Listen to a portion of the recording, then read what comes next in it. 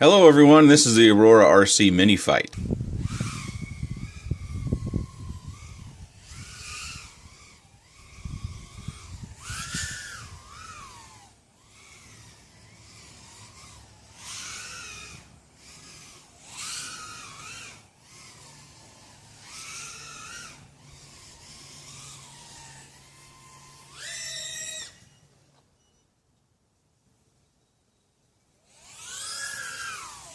Features an F3 flight controller with an OSD, 28 amp 4-in-1 ESC with D-Shock compatibility, a power switchable FPV transmitter, 0, 25 milliwatt, 100 milliwatt, and 200 milliwatt. Sunny Sky 1106, 5500 kV motors, Gym Fan 2540 props, a generic CCD mini camera, XT60 for your battery connection, 3mm bottom plate, looks like a 2mm top plate, camera mounting plates looks like 2mm as well. The specs say it's 110 millimeters, but I'm getting 124. It weighs 93.41 grams. You do need to add your own receiver.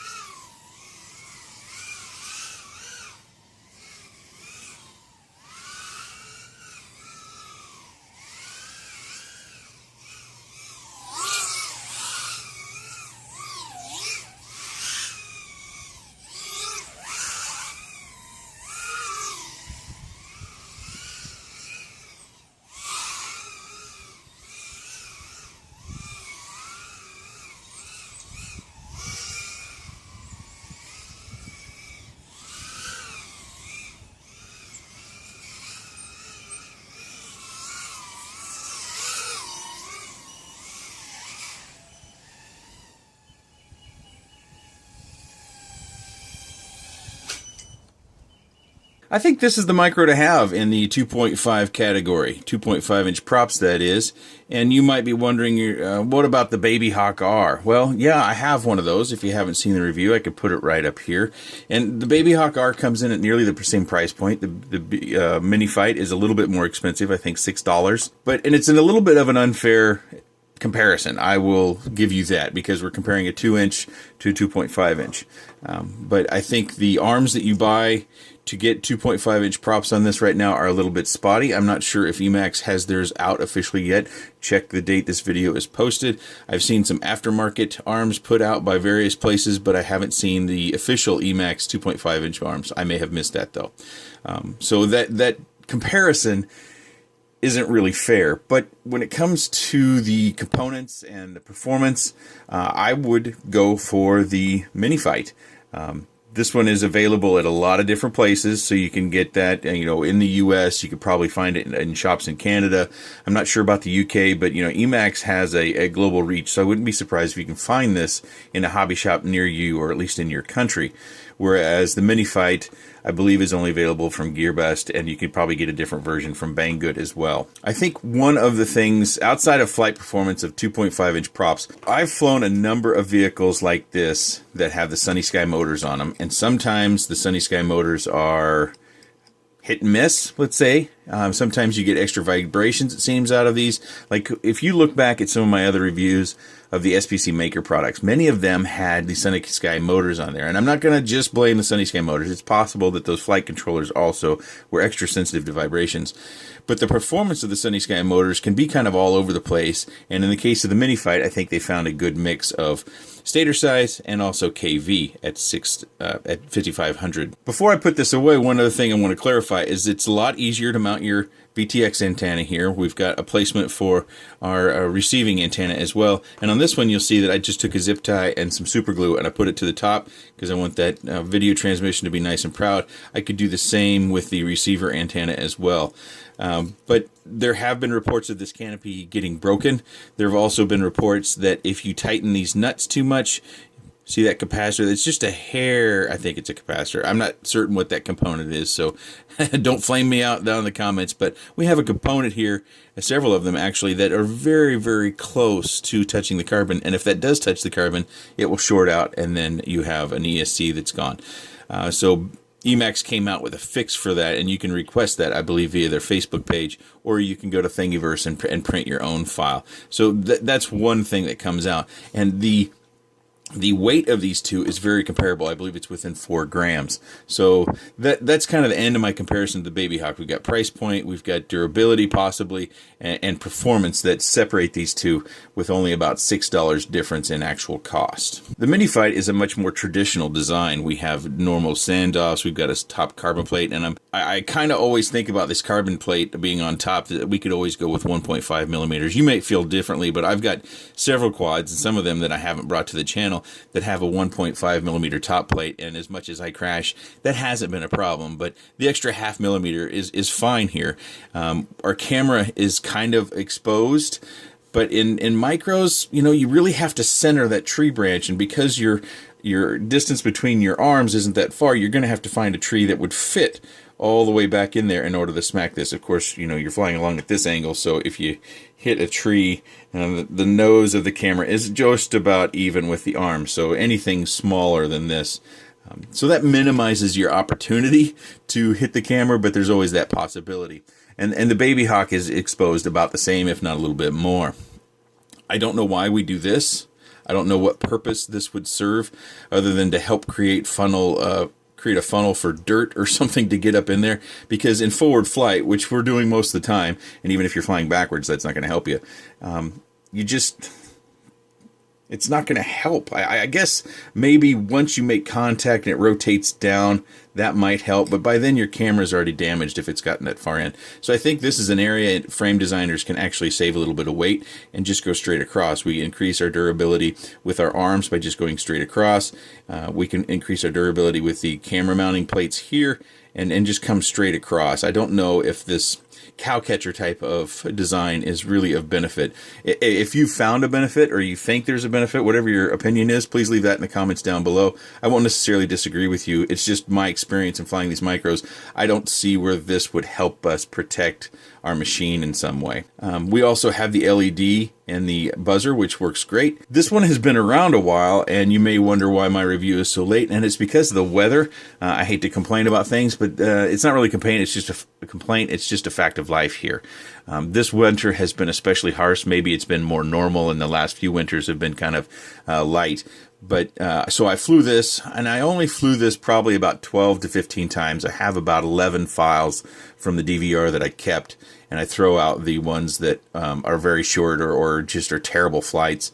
And what I tend to do with reviews is I like to get at least 20 good flights in. They may not be whole flights, and that's something that I kind of pain over when I choose what flight to show. Is I don't always want to show just the absolute best flight. This channel isn't about, you know, my piloting skills so much as it is showing you the capabilities of the product or maybe weaknesses of a product. And sometimes those weaknesses don't come out in your first few flights. Sometimes I'll show a flight that's got a crash in it because it shows its durability. Sometimes I'll show a flight that shows its punch out. Sometimes I will have a flight where I don't show its punch out just because it's not a strong suit, or I show it because it isn't its strong suit. In the case of many of these that become below 2 inches, the punch out just really isn't something you're looking for. Those are typically cruisers. A couple of flaws before I go just raving about this. You may like this braiding. It gives it a little bit of a clean look, but I found that this was tucked underneath the motors in each and every case. So I had to loosen the motors, pull the braiding back, and you see I'm missing a screw there. That just, I misplaced it, never put it back. So I had to loosen up every motor and then pull this back, and then I zip tied it down. So the zip ties, it doesn't come like this out of the box. Also, it doesn't come with any strain relief, so I added a zip tie to this one, and then I put my battery connector right there in order to provide myself a little bit of strain relief. You can go a little bit more with your camera angle. If you can see, the camera connector right here is nearly touching the connector to the flight controller, and we don't want that touching. We have to be very careful about that touching, because if it does, it's possible that vibrations that might be resonant through the arms might have a better opportunity to get into the flight controller. And that's one other thing that they could do with these that the Baby Hawk does do, is they've soft mounted in the Baby Hawk whereas they haven't. Sometimes soft mounting is almost required in order to get a decent tune. In this case, I felt my tune came out pretty well. These battery straps, I'm not a fan of them, but I used it because it came with it. Typically, I put on one of the battery straps that has a buckle on it. You can get one from Race Day Quads.